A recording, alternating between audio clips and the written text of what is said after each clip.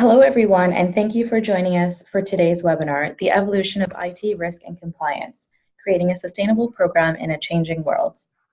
My name is Lavanya Pathmanathan, Senior Marketing Program Specialist at ACL, and I'll serve as your moderator for today. The webinar today is exclusively designed for professionals responsible for their IT audit and compliance programs, so welcome. Before I introduce you to our esteemed speakers for today's webinar, I'd like to go over a few housekeeping items. Our session will run for approximately 45 minutes with 15 minutes for Q&A at the very end. If you have any questions at all throughout the webinar, please feel free to submit them through the chat section of your Zoom console. Our speakers will address them during the Q&A, and if we aren't able to get through all of your questions in today's session, rest assured we will follow up directly with you after the webinar. We are recording today's session, and everyone who registered will receive an email with a link to the on-demand recording and a copy of today's presentation slides within the next few days. So please do look out for that email. I'd now like to introduce you to our speakers for today's webinar. First up is Mark Millen, Director of Privacy and Data Governance at NewSkin. NewSkin is a global direct selling company that distributes more than 200 premium quality personal care products and nutritional supplements. NewSkin currently operates in 54 international markets across Asia, the Americas, Europe, Africa, and the Pacific, and currently has over 4,600 employees and nearly 1 million active distributors and customers globally. At NewSkin, Mark is responsible for leading privacy and data governance initiatives across the NewSkin enterprise, and prior to this, he led the IT audit function at NewSkin. Mark holds numerous industry certifications, notably from ISACA and the IIA, and has previously held senior IT audit-related roles at KPMG and GoDaddy. Next up, we have our very own Sergio Cernanton, Director of GRC Strategy at ACL. ACL delivers technology solutions that helps the world's largest organizations quantify risk, stamp out fraud, and optimize performance of their IT risk and compliance programs. At ACL, Sergio is responsible for working closely with our strategic customers through product content strategy, ACL's Customer Advisory Board program, strategic partnership program, and market relationship management for ACL's industry-leading software products. Sergio is a designated certified public accountant and certified information systems auditor with more than 18 years of external audit, internal audit, and risk and regulatory compliance consulting experience. A warm welcome to both of our speakers. I'll pass the mic over to Sergio to kick things off. Sergio. Thank you, Lavanya. And we have quite a busy agenda for all of us today, and I'm very excited to join you on this webinar together with my colleague, Mark Millen. And next up, we'll talk about key emerging threats that are on the horizon for the next few years to watch out for from an IT compliance point of view. And then we'll discuss what are the compliance requirements and implications to address those threats. And then Mark will share with us a little bit more about how he stays ahead of these emerging risks and compliance requirements, and then share with us a bit more about how to build a pragmatic and sustainable compliance program. And then we'll be happy to take questions from the audience. So next up is a little bit of a discussion on key emerging threats and what to look out for in the next year or two, and how sensitive corporate data, company reputations and revenues and operations have come under attack recently, and what the forecast is for the next little while. If you read any kind of compliance, audit, and risk management publications or articles or research, it will be apparently, immediately obvious that do emergent themes across the globe. We've all seen recent mega data breaches across the major companies in the world. We've seen incidents of ransomware attacks on private citizens, public and corporate infrastructures. We've seen social engineering attacks and social media attack scandals. We've seen attacks on mobile payment devices and networks with the proliferation of Apple Pay and services of that nature. More and more hackers are diverting their attention to those infrastructures. We've seen an expansion of attacks via mobile devices, and if you think about the bring your own device to work programs in many companies today, that is a very rich area for hackers to target. We've seen many man-in-the-middle attacks that employ the use of unsecured or poorly secured or networks, usually public Wi-Fi routers. And if you think of the volume of business travel that we all do and the connections that we all make at airports and hotspots and coffee shops, that is another area of vulnerability. We've also seen scandals in the newspapers and the news about third-party vendors being breached, or a significant partner or contractor of a number of companies being breached and them having vulnerabilities which then were inherited by the parent organization that was relying on their services. Actually even have seen business process disruptions. There was a shipping company out of Antwerp that experienced a hack whereby the hackers diverted shipping cargo so they could intercept it before the authorities and the cargo owners could get to it.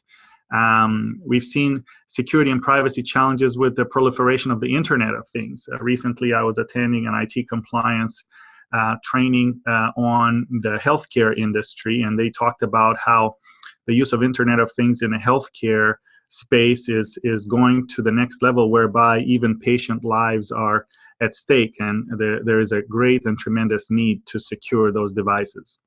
We've also seen acts of cyber warfare between countries, and these are the themes that are projected to exacerbate in the next year or two. And what I like to call is these significant risks, these hotspots are only exacerbated by lagging cybersecurity and data privacy processes and practices in the private and public sector. And so with that in mind, in today's risk environment, there's certainly no shortage of risks that can expose companies to lose their reputation or endanger their sensitive data or negatively impact their revenues and operation. So with that in mind, Mark, what keeps you up at night? Yeah, thanks, Sergio, and I appreciate you guys having me today for the webinar. But when I think about what keeps me up at night, I don't think Nu Skin is much different than many companies today. When we think about some of the cybersecurity, privacy areas, and the consequences that we're seeing, probably most notably, I kind of speak to. See if I can advance our slide. So, Sergio, may I have you go to our next slide there? There you go. Go ahead, Mark. Thank you. So, when I pulled up a few of our notable incidents that have occurred recently, I'm talking about what could keep me up at night in areas, and probably the one I've been following just most of interest lately is around HBO, right? And you think about the cyber area, and this has really evolved, I would say even from last fall, when you start having events around the shadow brokers and their purported release of NSA tools to exploit and perform different hacks. And then coming into the spring of this year, and we see a larger array of groups and individuals now that have very powerful tools. Not that those are necessarily directly used as it relates to HBO, but the breadth and of different attacks that are occurring is increasing. And I think about HBO, there's a history that's kind of come from the beginning till now that has been a bit of a copycat or dogpile approach once you have that initial incident in security. So when HBO had a hacker group known as Mr. Smith take a large amount of data and it released some of their Game of Thrones episodes, that became a significant problem to HBO. Then as I think about this copycat or dogpile effect, they had internal employees from India in a production company, 4 of them, that then took additional footage for release. Subsequent to that, another group called R-Mind took over their social media accounts. And then as recent as yesterday, the group Mr. Smith has come back and is threatening to release their season finale of Game of Thrones. So it's just interesting to watch these events from a cybersecurity, from a privacy perspective. Data that is exfiltrated, that's being used as ransom. In this case, I think the current demand to HBO is around $6 million to not release the finale for Game of Thrones. So, and you mentioned, Sergio, just cost to human life, and I think you see that with the ransomware case with NHS England. You talk about canceling of patients' operations, there becomes a much broader and more impactful component that I think causes alarm. And I've even heard the term recently of cyber fear, and that is what keeps everybody awake at night.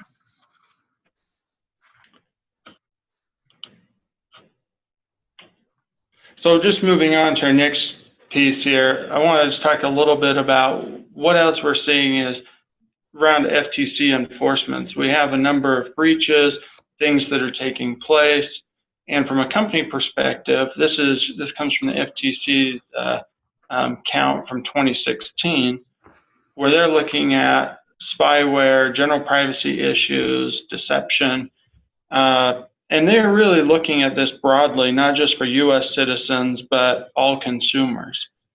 And I think about that from a corporate perspective. Why I bring this up from the FTC is you see the notable breaches, you see the enforcement coming from groups like the FTC. The FTC brings with it typically 10 years of follow-on audits once you've been found to be in violation of any fair trade regulations. So that looms above, I think, all audit and compliance professionals to think about what types of regulatory issues are coming, both within the U.S. and around the world. And then to add to that is to think about that cost of non-compliance and what that looks like. One that has been, I think, an interesting topic as of late is the TalkTalk group in the UK. They were fined last year £400,000. And they also indicated as part of their cost of remediating the breach that cost approximately £42 million. Now, I'll kind of foreshadow a little bit here, but in the European Union, they're bringing forth new privacy laws, and they are coming with them are some pretty heavy-handed fines. And this law, GDPR, or the General Data Protection Regulation, that can carry with it a fine up to 4% of an entity's global revenue. So recently, in an article through magazine, they noted, hey, would flash forward potentially in this same instance, not only would TalkTalk have faced the £42 million in remediation, but their fine would have increased from £400,000 to £59 million. So the cost of non-compliance has not been insignificant, and we've definitely seen that through other cases. Sony over the last 7 years has suffered numerous breaches through either their PlayStation Network or Sony Pictures. And just look back at the stock chart, and it's about even now where it was 6 years ago, but it has over time lost a dramatic amount of value in time. So Target was definitely one that's very notable, and I recall walking into Target in the holidays right after their breach, and you could demand at the register a discount, and they would give it to you, 10% discount just to complete your purchase. Thank you, Mark. And this has just been a sampling of incidents or enforcement actions. Of course, there's many more regulatory bodies that are concerned with data privacy and protection and information security. And as there's no comprehensive consolidated data protection law in the U.S., data protection in the U.S. primarily regulated through a number of sector-specific federal laws or state laws, and the more active regulators happen to be the Federal Trade Commission, and even recently the SEC has announced the intent to increase the level of examination around policies and procedures and controls with data privacy and security in a publicly listed companies. And so we can see that there's a lot of incidents. There's costly enforcement actions. There's also ramifications for the company, both from the standpoint of remedial costs, reputational costs, and even market value costs. And so bottom line is to say that it's not a matter of when or if, but when companies might be breached, which is all the more important to have be ready to meet compliance requirements or respond to a compliance incident. In this particular graphic here, we're showing a progression between the investment that companies make in cybersecurity, and these are 2015 numbers. And as you and I were talking, Mark, the current projections are about 20% more than what these numbers are shown. But even though with $75 billion of investment in security, we still saw about 2,100 breaches in 2015, and then compromising about 700 million records of interest. And then the estimated cost of these aggregated to about 107 billion, to put in context some of the examples that we have just shared. And so what makes matters worse is the average time to detect a breach for companies with about 6.5 months. So again, just to emphasize that we have to be ready to meet these threats and also the ever-growing compliance requirements. So what are the emerging compliance requirements? It's important to know what are the trends and implications, because we know regulators prosecute more leniently if you can demonstrate due diligence and a program in place that is aware of the requirements and implements. So again, the compliance hot topics of the day that we can read in the risk management literature surround around these topics. Mandatory data breach notification requirements are coming more and more across various jurisdictions. Continued growth in cybersecurity and privacy litigation as well, to adjudicate cases and gray areas and regulatory conflicts, and companies that have been exposed to privacy breaches. There's an increased focus on actually the board's active oversight of company cybersecurity practice, no longer delegate and abdicate, but call to account the members of the board and ensure they have active participation in that initiative and that enterprise risk. There's been an evolution of international cybersecurity and data privacy governance requirements as well across organization. And, mingled in with that, and to complicate matters, there's been a lot of litigation and disputes about law enforcement's access to electronic data, like we saw with Apple recently. We also see an ongoing regulatory scrutiny of cybersecurity and data privacy across a wide range of industries, as we just shared. And a lot of the hot topics discussed in the literature today surround around third-party risk management, vendors and contractors and partners and joint ventures that are at times the weakest link in your security armor. And we've also seen an ever-growing acceleration of cyber insurance requirements and different policies and so on and so forth. And again, as I mentioned before, a note of interest to our audit and compliance community that SEC now has become more active in getting engaged with this topic and announced plans to focus on cybersecurity and compliance procedures and the surrounding controls when they do their examinations for the upcoming year. And these topics are going to be with us for a while. And in light of that, clearly there's a lot on the plate of a compliance professional these days. So Mark, what do you believe to be the greatest regulatory compliance issues facing your company today? Well, there's no shortage. I would say that everybody has faced a fairly broad set of regulations coming at them. We have a few listed in our next slide here that are pretty broad, especially for companies operating on a global scale.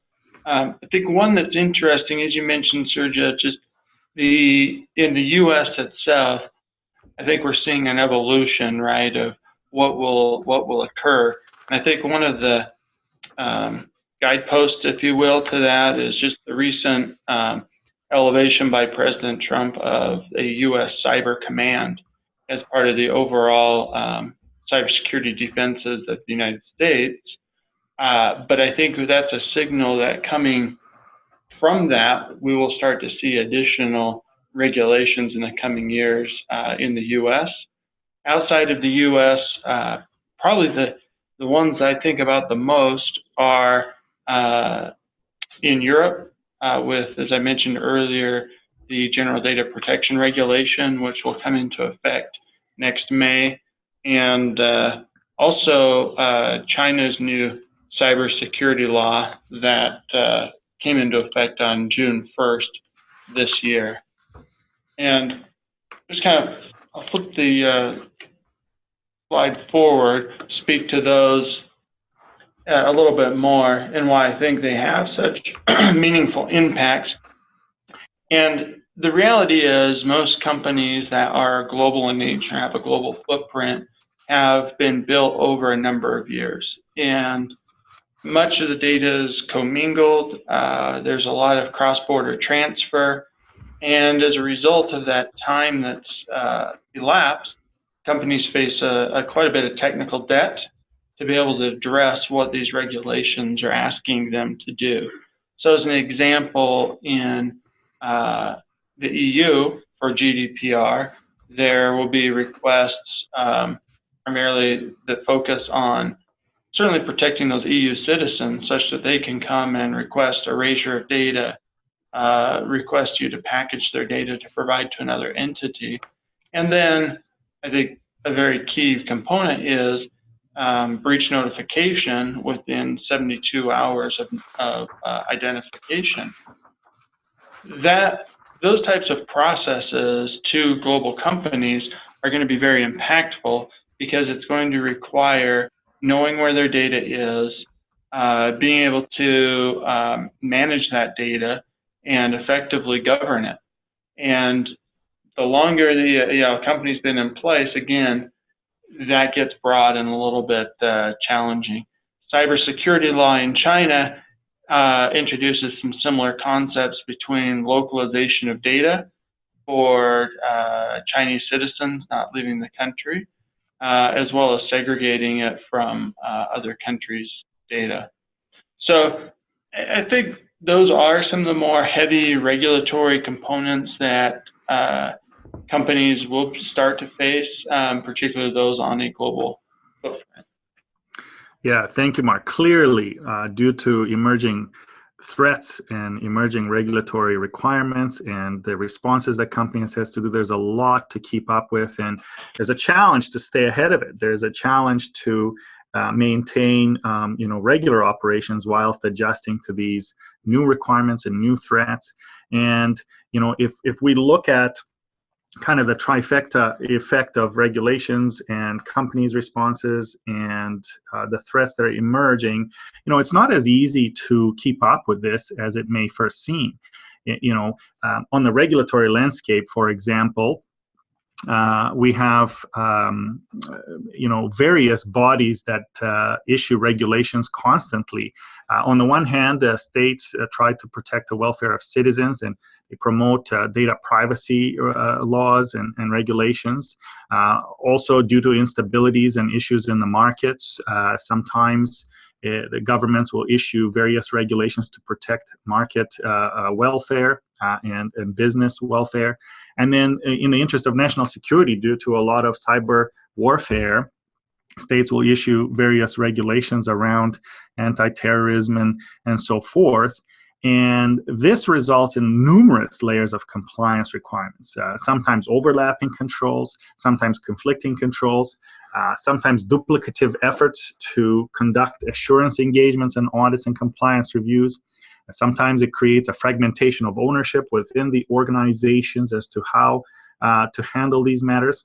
And to make matters worse, a lot of times there are conflicting laws and regulations even within the same country. Like, for example, laws that deal with national security may require access to certain private information, but the data privacy laws require that information not to be disclosed without the consent of the owners of that information. So with that in mind, And the previous regulations that Mark just mentioned that are emerging on the scene are already adding to a growing list of compliance requirements, standards, and frameworks. And this is just a quick picture here across various global jurisdictions. And certainly as Nu Skin operates in a lot of these markets, this is no news to you, Mark, and the things that you have to deal with in addition to what's coming up.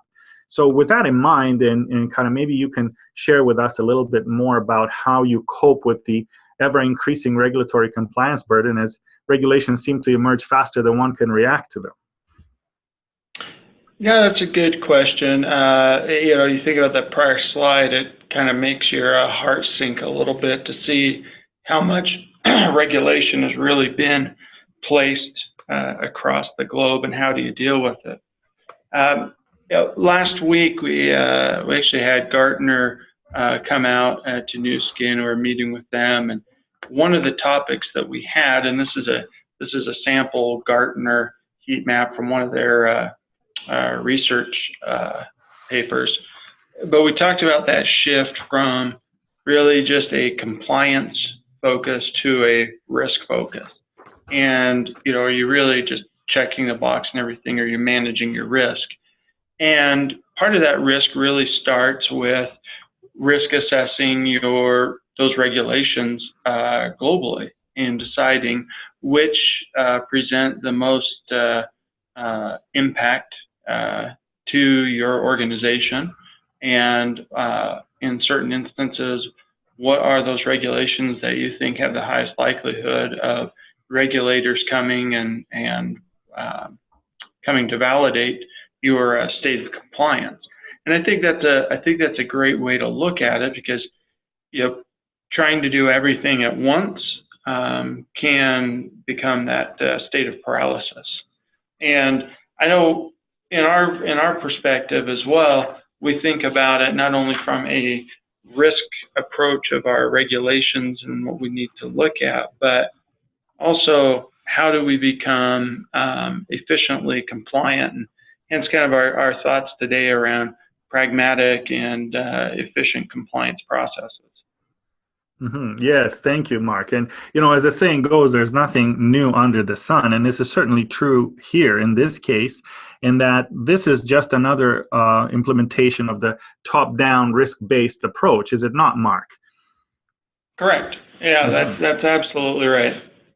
Yeah, and kind of with that in mind, is doing all that work is clearly too much to handle using traditional compliance by spreadsheet approach. And maybe at this time you can tell us a little bit more about how you use technology at Nu Skin to manage compliance. I know there's some questions that have come in already related to the technology assistance that companies may require.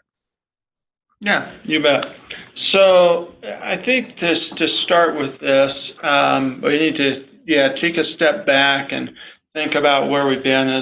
As Lavinia mentioned, as we kicked off, Nu Skin was founded in 1984, became a public company in the 90s, and that really, around that time, became the formation of internal audit as an entity here. So over the last 20 years, internal audit has needed to evolve and grow with internal audit.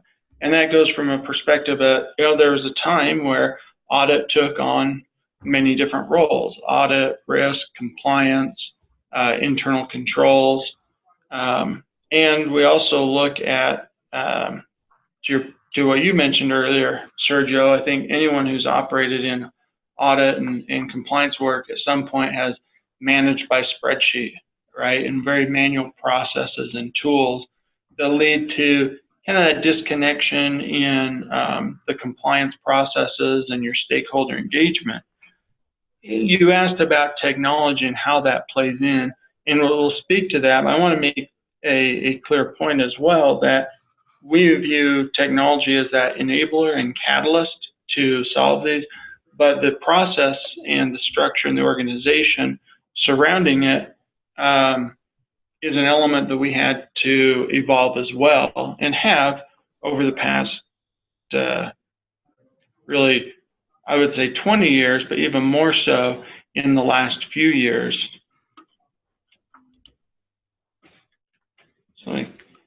So just to speak to a little bit about that, this is, I think, an illustration that's near and dear to a lot of internal auditors' hearts. And I speak a lot, I guess, from a perspective from internal audit. As Lavinia mentioned, I previously led the IT audit function for Nu Skin prior to moving into a role that is focused on our privacy and data management processes. And so I'll speak today primarily from an audit perspective. But as we thought about structuring our enterprise, the 3 lines of defense, that's something that is spoke to a lot amongst the audit community. And we have evolved to that as well in our own group, specifically establishing in the last couple of years a dedicated controls group outside of internal audit, moving responsibility for compliance and privacy out into more of a legal area and function, standing up our enterprise risk management as a function as well. And then engagement further with management as that first line defense. Once we have that, sorry to interrupt, Mark, but as you mentioned, right, this is all the prerequisite work of process and methodology that you have to think through in order to, identify the right technology to put the process into and to use it as a helpful tool. That's exactly right. And I think once we had some of this established, the pains of kind of that manual process and running our audit and compliance process through spreadsheets and basically a Microsoft Office suite, we began to feel those pain points even further, right? And particularly in coordination between groups. So prior to my arriving at Nu Skin shortly beforehand, the group had said, hey, we need to really think about a technology platform. For the audit group, it had grown to a global footprint. We had half of our team that was across Asia, half of our team was in the US, and we recognized we needed better coordination and consistency in what we were doing. Additionally, we could also felt pains in kind of engagement with those stakeholders across the globe and how could we be more efficient. The whole point of this, going back to what we started the first part of the webinar with, how do we become more efficient in these core compliance efforts such that we can free up more time and focus our time on new and emerging threats and regulations. So from that, we said, what would we really look at as our requirements in going out for software selection and what we would look at? And those requirements initially were very focused at audit management as a public company, focused at how will we become more efficient and how can we become more streamlined in our SOX and compliance management? Can we find opportunities to feed back into our ERM process and update risks from our audit results? Data analytics was an area that we hadn't really delved into deeply, and we knew that would offer opportunities for efficiency as well. And then, as I mentioned, supporting our global team. And we wanted to see efficiency, but we also wanted to see the ability to scale this product as well. So our goals, some of the pain points I think that we had were long reporting cycles coming out of our projects. We wanted to increase consistency amongst our global team as far as when we execute the audit projects and compliance initiatives and the reports that are then created. And overall, we felt we could lower that audit burden as well to the stakeholders by being more coordinated in our efforts. So through that software selection, to no surprise of us being here together today, we opted to implement the ACL GRC platform. And additionally, we also procured the ACL Analytics platform as well. And At that point, I think, paused and said, okay, which direction do we go here with our analytics? We have GRC, and we felt that really starting with the GRC platform and building those foundational structures and processes would give us the right foundation then to further our work around analytics down the road, I guess I'd say post that initial implementation of GRC. And, so for, maybe some of the participants aren't as familiar with the GRC platform and package, but effectively it consisted of 4 modules. One module currently known as strategy, which is used for enterprise risk management. A second module known as projects that is used for all of your field work and engagement. The third module is results, which is effectively a survey mechanism and a tool that you can use to engage stakeholders. And lastly, it has a reporting functionality as well to do custom reporting, dashboarding, etc. And so I would say we did the initial implementation occurred in the early part of 2016. I came to Nu Skin shortly thereafter, 1 year ago in August. And the basic structure and form of GRC was in place and implemented. It gave us a quick implementation and addressed some of our global requirements, being it was on a SaaS platform, cloud platform, so very accessible to our colleagues in Asia, stakeholders across Europe, the US, and like I said, it's a fairly quick stand-up of the initial structure. Where I think 3 pieces that I'll kind of talk to where we started to focus in automation was around our field work, gathering of evidence, and reporting. So I'll walk through each of those in the subsequent slides. Within projects, we were absolutely able to have a improved consistency across our geodiverse teams of how we executed projects, because we now had the ability to create audit plans and templates that could be imported to the projects. They could be easily modified depending on the particular market and what objectives may be relevant. This example is in our PCI reporting, where we do audits across multiple markets. One of the things that we liked is we had the ability to take a template from ACL that had all of the data security standards from the PCI Council and immediately import those to an audit plan within projects that we could then go execute across. We also found that through projects, we were able to increase efficiency from year to year. So we found the setup was great in the first year. As we've come around the second year, we're able to roll forward the projects very easily. One click of a button, we have the next year project set up, and we're also able to roll forward some of the prior year results and information. So when we think about leveraging past experience and knowledge of the areas audited, it follows right with it.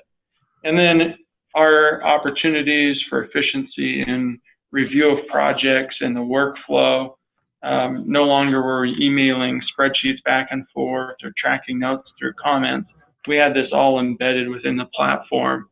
And then I'd say our stakeholders have been very happy with the fact that our requests are coming to them through a single source platform that they can upload attachments of evidence and requests versus, again, tracking through an email system and where we were previously.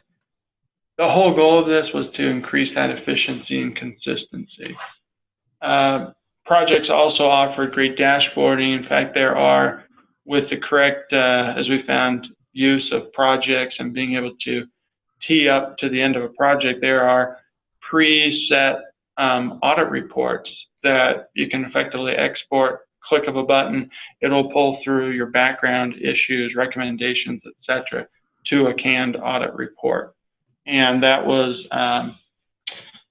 that in its own right. I mean, we were previously taking all the issues, copying them over into a PowerPoint template, rewriting the report. It's painful. So I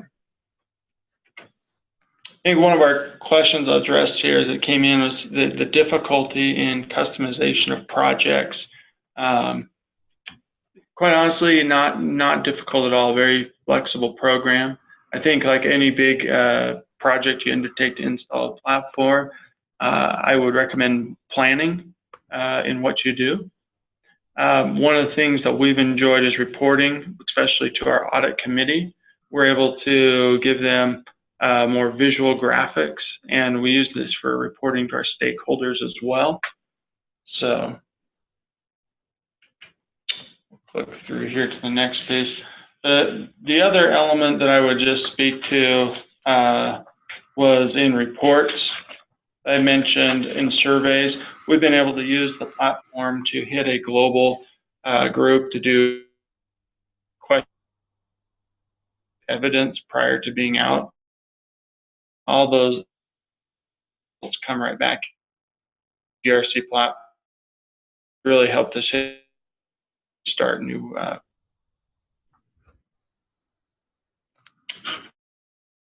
Go on.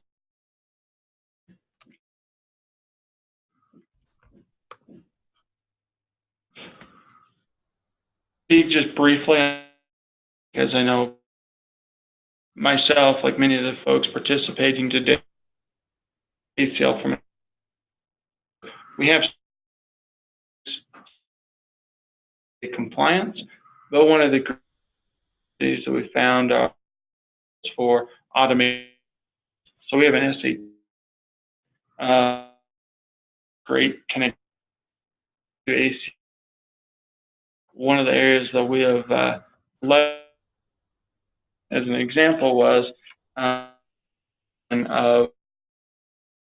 an SAP, that'd be SAP All, monitoring occurs, the control owners, and where it's okay.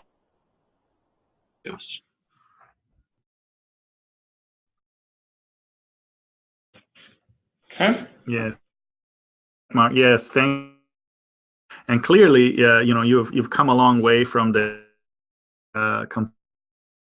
coach, and certainly when you look at how it's conducted typically in an organization, these compliance initiatives or audit efforts or risk management is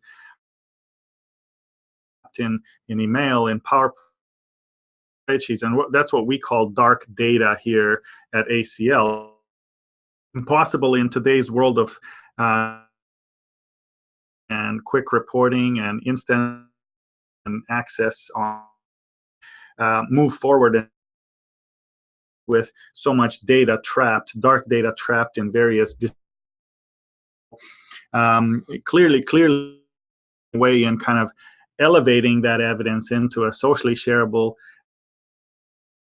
can be engaged and share information and follow up, remediate incidents at a time, and connected with data analytics. Share a little bit more about what kind of ROI by doing this, because as we spoke offline, not automating is potentially an compliance processes in today's risky, as we shared on the preceding slide. So tell us a little bit more about had so far. Sure. And I probably foreshadowed a little bit of these talking about elements of the GRC platform, but we came around and we did our audit planning for. We really felt that we have conservatively efficiency gain, 1,500 to 2,000 hours of time up during the last year because we have more repeatable processes around, like, considered very evil, right? PCI. You've got to do these audits. You're going to do this control. And if we could become compliant, then we're able to free up that time to focus. That's what we've done. We've spent. We talked a lot about cyber, and we've talked a lot about privacy. Management projects in both of those areas as part of audit. Additionally, there's new revenue recognition standards that are being presented. We've been able to, from an audit perspective, to partner with management, spend time. And one of the big shifts I think that we see is it allows us to be proactive in our work versus as we gain that efficiency and free up time to engage with management versus being in that from an audit perspective.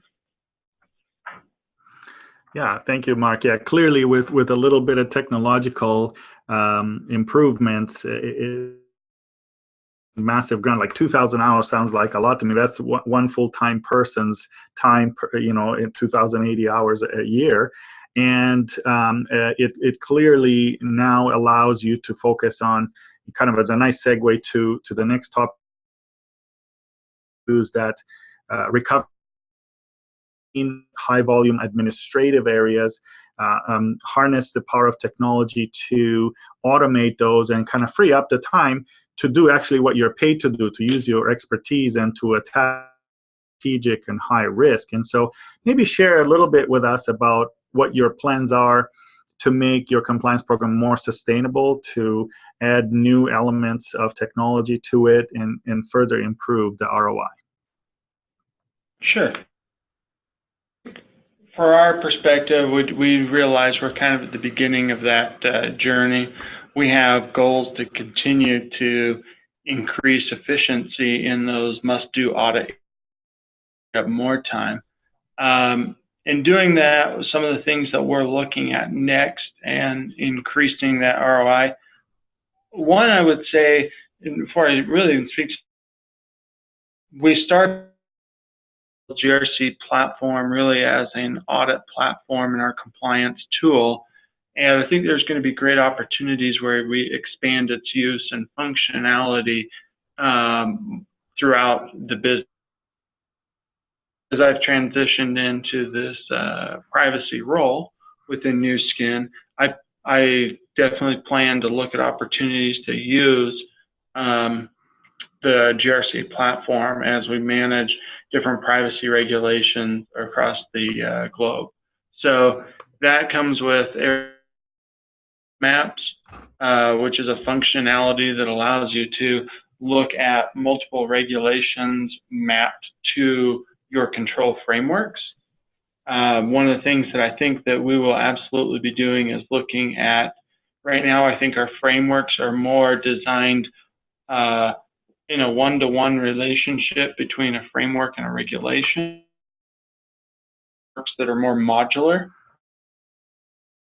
As an example, a security framework, some of those controls and processes can be validated and tested from an audit perspective. And additionally, we plan to use the platform to do and facilitate more management self-assessments. And as those controls get validated from either source, be validated once and seen in compliance maps as to addressing multiple regulations across different areas. We also plan to do more with data analytics. Specifically, we are project with the ACL Essentials product focused on payables, and we think this will also, payables is a data-rich area for analytics, but I think it will also have some outcomes for our FCPA work. I mentioned the self-assessments that we'd like to do using the survey tool, and then lastly, We've yet to really stand up our ERM processes fully within the strategy module, and that will be a component, I think, over the next year that we'll start to fold in as well. So it's a journey. There's still a lot of opportunity, and quite honestly, some low-hanging fruit for us to gain those efficiencies, to then be able to really focus our time in those, whether it's emerging trends, regulations, and provide value back to the business. Yeah, thanks for that, Mark. Clearly, across the lot of intensive work to be done, like from capturing and assessing the risk to, assigning some kind of mitigation efforts to it, to measuring controls, to reporting in real time to internal stakeholders and regulators. So indeed, there's a lot of work to be done, and thank you for sharing your perspectives. And we want some of the questions that have come in from the audience. Maybe I'll kick us off with one question that came in here. I think it's very interesting. The question is, what kind of misconceptions data loss protection should not be a priority? Well, I think in that topic around the misconceptions,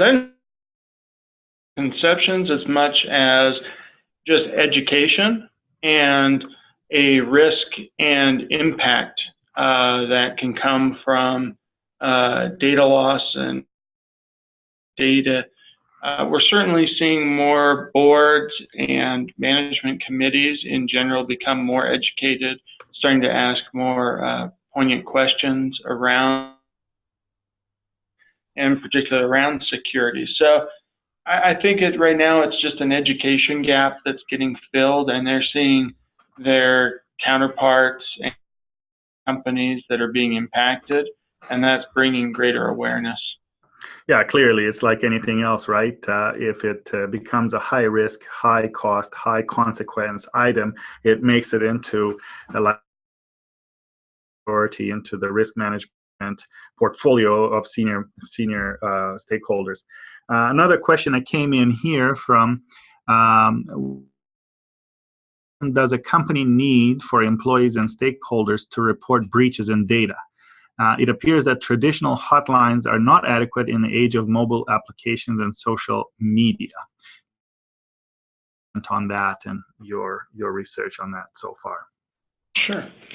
I think it's a great question. I think one thing that I've seen, right, is that lines historically have been used around like whistleblower and more from a ethics and fraud perspective, and that companies are and communicating hotlines that are breach specific. But I think when we talk about the mechanisms of reporting, a great shift as well. So I go back and use the EU as an example with GDPR. Effectively, every EU citizen is now able to report misuse of their personal data. And so they can go to their privacy authorities and they can file I think some of that, how will that reporting and hotlines, et cetera, be there for companies to be able to respond? I think there's a lot of in breach response that includes up to typically having on retainer some resources and a legal perspective to be able to address a breach and work through communication as well. So it start to see additional resources, particularly with some of the shortened timelines in reporting on breaches. Yeah, thanks for Mark. Certainly is still a developing area. I guess through the enforcement life cycle, we'll see any more maybe feedback or recommendations from the regulators as to how to best package those reports. Another question here came in, one in light of us discussing how some of the HBO breaches were external, but some were due to internal compromises of their security. From a compliance and regulatory standpoint, when you're dealing with a liability from an external breach versus the internally perpetrated breach? Well, probably be with our legal department to answer that fully, but I would say there is some differences in reporting that from an external and an internal perspective. Are you simply looking at, what's the end result? Are you looking at, well, this was simply unauthorized access, what end, right? Mm-hmm. Was it exfiltrated? Was it, what was the amount of data taken? Was it exfiltrated? Was it sold? Were identities compromised, etc., versus something that may be a more internal matter? Hey, we recognized we didn't have entitlements set up correctly from an access control perspective, and employees without a reasonable business purpose were able to access data, and some of those may become more of an internal and an incident, but may not rise to the point of really reporting and out.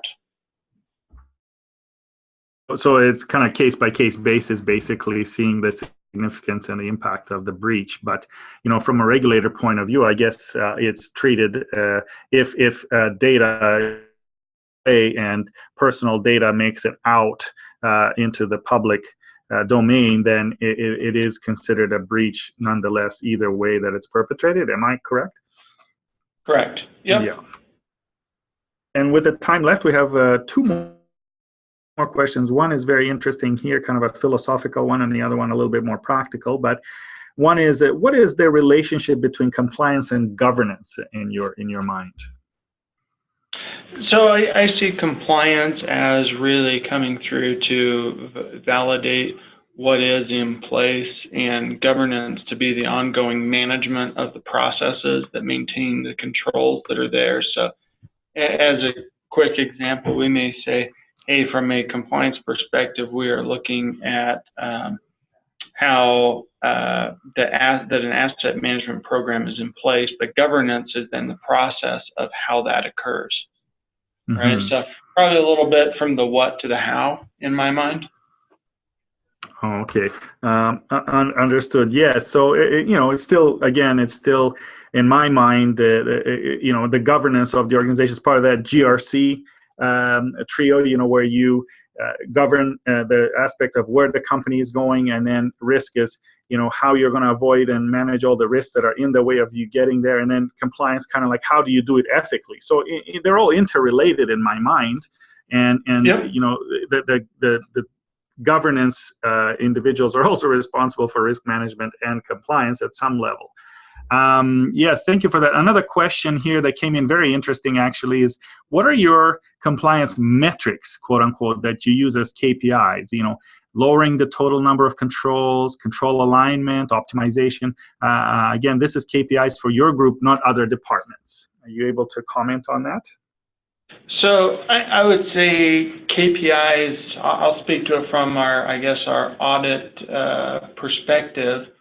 Some of the ones that we've looked at as we've tried to become more efficient are certainly along those lines of number of controls, processes. We've done benchmarking with other like companies to kind of see where we fall in line, types of controls, manual, automated, semi-automated. But we're also starting now to look at other KPIs around like time to issue reports. One of the things I would note on this that we're moving, away from, go not to any audit group. You'll go back 5-10 years ago, and maybe one of your key metrics would have been number of audit reports we issued.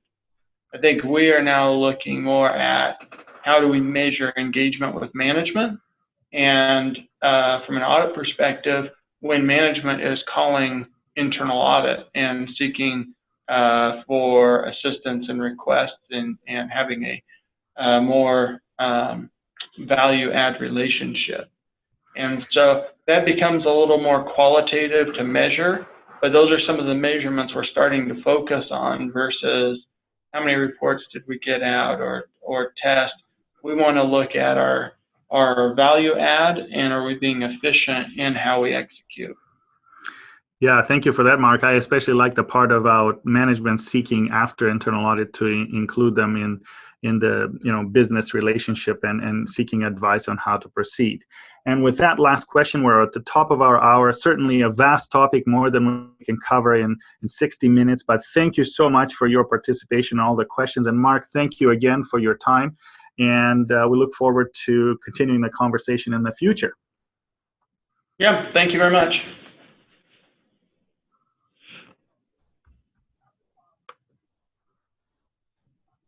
And if participants have any questions or want to follow up on any of the items we discussed, feel free to contact me or Mark at the email shown, and we'll deliver a copy of the presentation to you as well as a link to the recorded webinar for future reference.